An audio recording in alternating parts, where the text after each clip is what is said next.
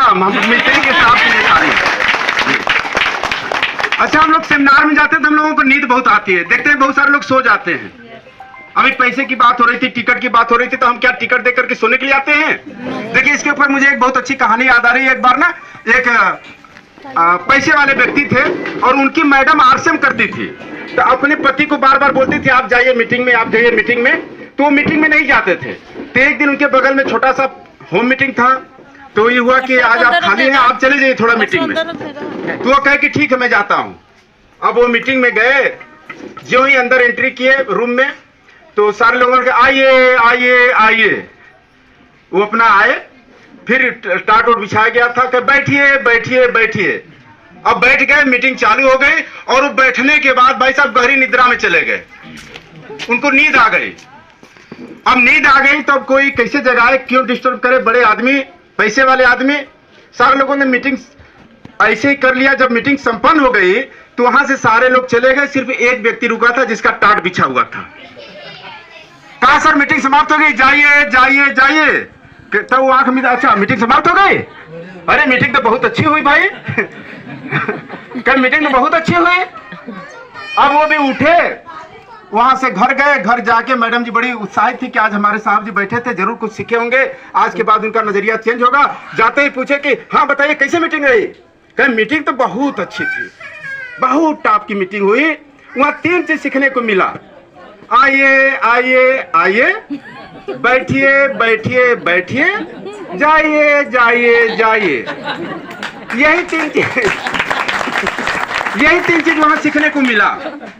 तो मैडम जी सोचने लगी कि क्या किए, ऐसा कौन सा सीख लिए? वहाँ प्लान नहीं बताए, ना प्रोडक्ट बताए, कुछ नहीं बता रहे हैं। तुमको बात समझ में आ गई कहीं ना कहीं गड़बड़ हुआ है। अब वो गुस्से में क्यों उनको मना करे, वो बोली कि ऐसा है कि आपका बहुत अच्छा मंत्र है, बहुत अच्छा चीज आप सीखे हैं, इसी को आज रात भर जाप करिएगा। अब वो दिन में सो के आए थे, रात हुई, खाना पीना होने के बाद मैडम जी अपने रूम में सो गई लाइट बंद करके, और ये अपना बैठ करके दिन भर सो के आए थे, नींद लग नहीं रहा था, अब अपना जप रहे थे आइए आइए आइए, बैठिए बैठिए बैठिए, जाइए जाइए जाइए। संजोग से उसी समय उनके घर में एक चोर एंट्री कर गया। चोर ज्यों ही घुसा त्यों ये बोल रहे आइए आइए आइए। चोर बड़ी सतर हो रहे, अरे देख लिए क्या? अब लगा कि ये देख लिए, जागे हुए हैं लोग। अब वो धीरे से पैर दबा के भागना चाहा, कब बैठिए बैठिए बैठिए करे, और अच्छे से जान गए क्या हमें। अब वो तेजी से भागने का प्रयास किया, तो आदमी बोले जाइए जाइए जाइए। अब चोर को लगा कि अरे हमें पहचान गए, देख लिए और बोल रहे जाइए, इसका मतलब कि कल हमारे साथ जरूर बुरा हो जाएगा, ये पकड़वा देंगे, हमें जेल जाना पड़ जाएगा, ऐसे मैं चलता हूं, उनसे माफी ही मांग लेता हूं। अब वो चोर पीछे भागते भागते वापिस आया, कहा साहब हम तो माफ कर दीजिए, माफ कर दीजिए, हमारे पास जो भी पैसा है ले लीजिए, वो ले लीजिए। कहे क्या बात है? कह सब कुछ जान करके भी आप ऐसा क्यों हमें भुलवा रहे हैं? अब वो पैसा दे करके किसी तरीके से गया। मैडम जी को ये जगाए, बोले कि अरे पैसा आ गया यहाँ पे, एक आदमी आया इसे देखे गया। क्या बात हुआ? कहा ऐसी ऐसी बातें हुई थी, मैं जाप लगा रहा था, वो आदमी भागे मेरे पास आ गया।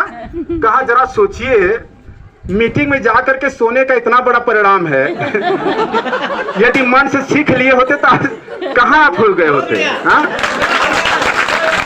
तो ऐसे नहीं यहाँ सोने वाले हैं, जगने वाले तैयार है ना भाई साहब? बहुत सारे नए चेहरे हमारे बीच में। मैं बताऊं, मेरा परिचय अंगद प्रसाद मौर्य मेरा नाम पड़ता है, और स्टूडेंट लाइफ में मैं जब बीए सेकेंड ईयर में था तो घर की थोड़ा आर्थिक स्थिति अच्छी नहीं थी, तो मैं खर्चा अपना चलाने के लिए पढ़ाई वाला एक डॉक्टर साहब के यहाँ कंपाउंडर हो गया, उन्हीं के यहाँ कंपाउंडर वाला काम करने लगा, और धीरे धीरे वहां से अपनी पढ़ाई लिखाई, साथ में मेडिकल का कुछ ज्ञान मेरे को मिलने लगा।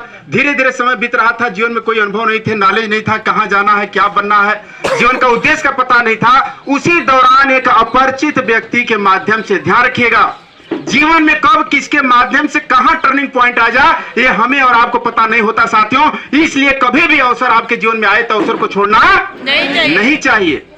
मेरे जीवन में जो व्यक्ति बताया कि चंदौली में कैसी दुकान है कि वहां से खरीदेंगे तो 20% चेक बन के डाक द्वारा वापिस आएगा। हम तुरंत कैलकुलेशन किए कि यार डॉक्टर साहब का खरीदारी 2500 से लेकर 4000 के आसपास होता है मंथली, पूर्जा पैसा हमें को मिल जाता है, हम ही सामान खरीदते हैं, तो क्यों ना इसमें से खरीदे और 500-700 रुपया पर महीना बच जाएगा। तो 500-700 रुपया महीना बचते हुए देख करके मेरे को लगा कि मेरा सपना पूरा हो जाएगा। अपने पसंद का पैंट खरीदूंगा, जूता खरीदूंगा, ये वो, पढ़ने वाली उम्र थी नया, और मेरे को लगा मेरा फैशन पूरा हो जाएगा इसके वजह से। और साथियों, मैं जुड़ने के लिए बेताब हो गया, खोजने लगा कि वो व्यक्ति गया तो गया कहां। कई दिन में परेशान रहा कि मेरे को ज्वाइन करना है। उसी दौरान एक तीसरे व्यक्ति से मुलाकात हुई और उस व्यक्ति को मैं अपने बाइक पे, यानी डॉक्टर साहब क्या रहता था, उन्हीं का बाइक में चलाता था, उस बाइक पर बैठा करके मैं गया ज्वाइन करने के लिए, उस आदमी को पकड़ करके। उस दिन को मैं याद करता हूं तो बड़े हैरान हो जाता हूं कि यहां सब चीज बताने के बाद, इतना स्वास्थ्य वर्धक प्रोडक्ट दिखाने के बाद, इतनी क्वालिटी, इतना डेमो, पैसा, इनकम, सब चीज बताने के बाद हम कह देते हैं ठीक है भाई साहब कल बताएंगे, सोच के बताएंगे, तनी घर से राय लेने। बोलते कि नहीं बोलते हैं? हाँ? जब सही काम करने की बात आती है तो कहते हैं घर से राय ले लें, मलकिन से पूछ लें, पिताजी से पूछ लें। अरे जीवन में न पता ऐसे कितने काम किए हैं जिसके बारे में आज तक कभी किसी से पूछे ही नहीं, जबकि आप जानते हैं कि इसका परिणाम गलत है, लेकिन फिर भी आप वहां पे नहीं पूछे। साथियों, ये बहानेबाजी का तरीका है कि हम पूछ लेते हैं। मैं जाकर के ज्वाइन किया और वो छोटा सा साथियों डिसीजन मेरे जिंदगी को बदल दिया। जिस फार्म पे मैं साइन किया था, मेरे को पता नहीं था कि आज का सिग्नेचर किया हुआ फार्म मेरे लाइफ में टर्निंग पॉइंट ला देगा। जिस दिन मैंने डिसीजन लिया उस दिन मेरे को पता नहीं था कि आज का डिसीजन मेरे को लाखों रुपया महीना पे पहुंचा देगा। साथियों, उस तरीके से मेरी ज्वाइनिंग हो गई। उसके बाद हमारे ग्रेट अपलाइन आदरणीय दरोगा सर, एक बार मैं चाहूंगा उनके सम्मान में जोरदार तालियां बजा लीजिए। उनसे मुलाकात हुई। उसके बाद जो है धीरे धीरे साथियों इसमें करवा चालू हुआ। मैं आरसीएम में आके ही खड़ी भाषा में बोलना सीखा हूं। मैं ऐसे जगह से बिलोंग करता हूं कि फैशन, आधुनिक चीजें, बहुत सारी चीजों का पता ही नहीं था। मैं आपको बचपन के घटना 8वीं में जब मैं पढ़ता था तो मैं आपको बता दूं ये घटना, इससे आप अंदाजा लगा सकते हैं कि मेरी पहुंच कितनी रही होगी। 8वीं में मिडिल क्लास में मैं जब पढ़ाई कर रहा था, छविनाथ मास्टर साहब उसके वो थे प्रिंसिपल, उनका लड़का भी उसी क्लास में पढ़ता था। जब दोपहर की छुट्टी होती है तो लड़का बोलता है कि ऐसा कि आज जा रहे हैं जर्सी खरीदने, जाड़ा का महीना था, वो बोला कि आज जा रहा हूं जर्सी खरीदने। तो हम बड़ी चिंता में पड़ गए, क्या जर्सी खरीद के लाएगा तो स्कूलों में बांधेगा कहां?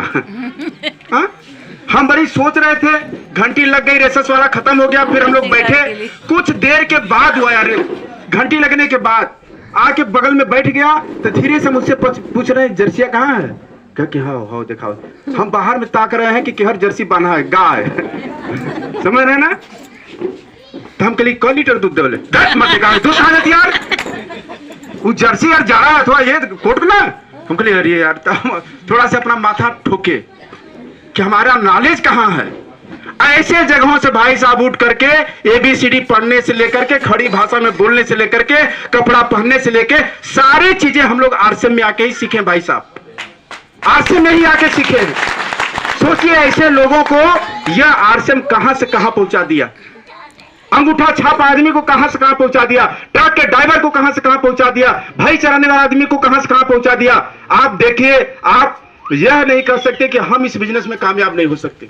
हर व्यक्ति, हर महिला, हर आदमी कामयाब हो सकता है, क्योंकि पीसी जी ने एक बहुत अच्छी बात बोला मीटिंग के दौरान, इसमें कामयाब होने के लिए कोई डिग्री की जरूरत नहीं है। आपके अंदर बर्निंग डिजायर चाहिए, आपके अंदर ड्रीम चाहिए, आपके अंदर सपना चाहिए कि हमें वास्तव में जिंदगी में जाना कहां है। यदि ये चीज फिट हो गया साथियों, दुनिया की कोई ताकत आपको आगे बढ़ने से रोक नहीं सकती। तैयार हैं?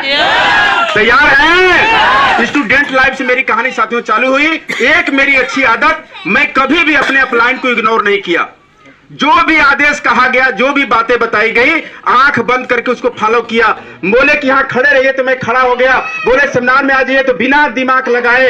आज बहुत सारे लोग दिमाग लगाते हैं, ये यार टिकट लग जाता है, आने जाने का भाड़ा लग जाता है, हई बातें हो बातें आ जाती हैं, और उससे बचने के लिए लोग बहानेबाजी कर जाते हैं साहब। लेकिन मैं जिंदगी में कभी भी बहानेबाजी नहीं किया कि वहां पे जाऊंगा तो मेरा पैसा लग जाएगा। नहीं, मैं बराबर गया, हर जगह गया। भिलवाड़ा मेरे को बुलाया गया, मैं भिलवाड़ा गया। और आपको मैं बता दूं कि मैं बस पर बैठने में बहुत डरता हूं। कभी भी प्राइवेट बस में मुझे आप नहीं देख सकते।